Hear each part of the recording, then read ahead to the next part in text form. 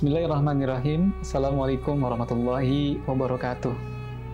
Alhamdulillahirrabbilalamin. Wassalatu wassalamu ala asyrafil anbiya'i wal mursalin wa ala alihi wa sahbihi ajmain wa ba'duh. Alhamdulillah kita berjumpa kembali dengan bulan yang penuh dengan kebaikan, bulan yang penuh dengan keberkahan, dan tentunya bulan yang penuh dengan ampunan. Dan kita sebagai manusia pasti tidak luput dari salah dan juga lupa. Sebagaimana kata ulama, al-insan mahalul khoto wan nisyan. Manusia itu tempatnya adalah salah dan lupa. Maka ketika kita berada dalam posisi salah dan lupa, maka kita harus segera meminta maaf. Maka di bulan Ramadan ini banyak orang yang mengatakan adalah bulan bermaaf-maafan, ya. Nah, bagaimana kita bisa menjadikan bulan suci Ramadan ini bukan hanya sekedar bermaaf-maafan secara lisan kita, kemudian secara fisik kita, tangan kita, tapi betul-betul maaf-maafan dari hati kita. Gimana caranya? Tentu dalam keseharian kita interaksi dengan orang tua kita berinteraksi dengan saudara kita, dengan guru kita, dengan orang-orang sekitar kita, pasti kita punya kesalahan, pasti punya kehilafan. Nah, oleh karena itu mudah-mudahan di bulan suci Ramadan ini kita bermaaf-maafan bukan hanya dengan tangan kita, bukan hanya dengan lisan kita, tapi dengan hati kita. Gimana caranya? Yang pertama adalah bagaimana agar kita bisa menjadikan bulan Ramadan ini adalah bulan yang penuh dengan ampunan, kemudian bisa juga menyucikan hati kita, sehingga kita di hari yang fitri nanti betul-betul menjadi orang yang bersih, orang yang suci. Itu kan yang kita harapkan. Nah, oleh karena itu yang pertama yang harus kita lakukan adalah bertaubat kepada Allah. Sebelum kita minta maaf kepada orang atau kepada manusia, kita bertaubat kepada Allah Subhanahu wa Ta'ala.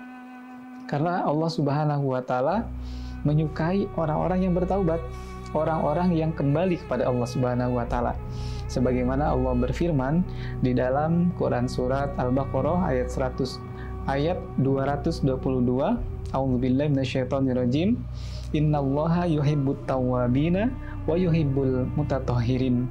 Allah menyukai orang-orang yang bertaubat dan menyukai orang yang menyucikan diri. Maka kita tentunya merasa senang, merasa bahagia ketika kita mendapatkan sebuah pengakuan dari Allah, dicintai oleh Allah, disayangi oleh Allah. Kita mendapatkan perhatian dari orang tua kita, kita mendapatkan kasih sayang dari orang terdekat kita, kita merasa bahagia. Bagaimana ketika kita dicintai oleh Allah Subhanahu wa Ta'ala? Ini merupakan sebuah kebahagiaan bagi kita. Yang kedua, selain daripada kita bertaubat, kita meminta maaf kepada sesama kita, sesama manusia. Karena orang yang minta maaf atau orang memaafkan ini memiliki kedudukan yang tinggi di sisi Allah Subhanahu wa Ta'ala. Orang yang memaafkan itu akan dimuliakan oleh Allah Subhanahu wa Ta'ala. Sebagaimana Nabi Shallallahu alaihi wasallam bersabda, dan tidaklah Allah menambah bagi seorang hamba dengan memaafkan saudaranya dengan sebuah kemuliaan, ya. Jadi Allah Subhanahu wa Ta'ala tidak menambah kepada seorang hamba dengan pemberian maaf kepada saudaranya kecuali kemuliaan. Sungguh beruntung bagi orang yang memaafkan. Mungkin di antara kita ada perasaan masih ada perasaan dengki, masih ada perasaan dendam, masih ada perasaan kecewa dalam hati kita terhadap saudara kita, terhadap teman kita, terhadap tetangga kita gitu. Lalu kemudian kita betul-betul membersihkan hati kita, kemudian kita minta maaf, atau kalau ada orang yang minta maaf kepada kita, kemudian kita maafkan, maka Allah Subhanahu wa Ta'ala akan menambah kemuliaan diri kita, ya.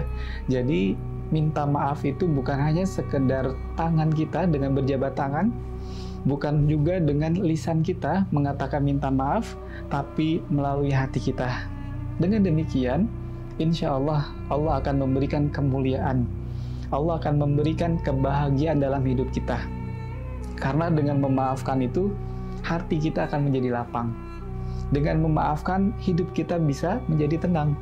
Bukankah Allah berfirman, alam nashrah laka sadrak wa wada'na anka wizrak.